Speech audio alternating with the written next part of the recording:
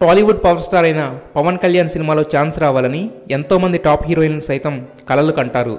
Chance వస్తే మిగతా సినిమాలను పక్కన పెట్టి డేట్స్ ఇస్తారు.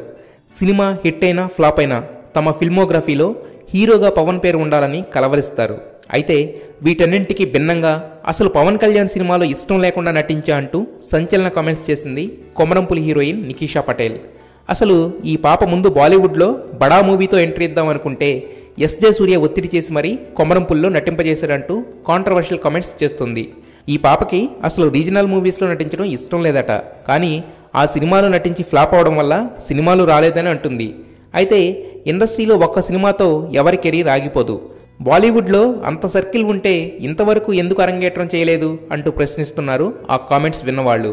అయితే నిజంగా చెప్పాలంటే నికీషాకి పవన్తో ఆఫర్ అంటే ఆమె స్థాయికి మించిన వరం. కానీ ఆమె మాటలు చూస్తే మాత్రం రివర్స్లో ఉన్నాయి. ఇక ఇప్పుడు కొత్త అవకాశాలు వస్తున్నాయన్న నికీషా నటించింది సాయిరామ్ శంకర్ పక్కన. ఏదో రకంగా పాపులారిటీ సంపాదించుకోవడానికే ఇలాంటి కామెంట్స్ చేస్తుందని పవన్ ఫ్యాన్స్ కోపంగా ఉన్నారు.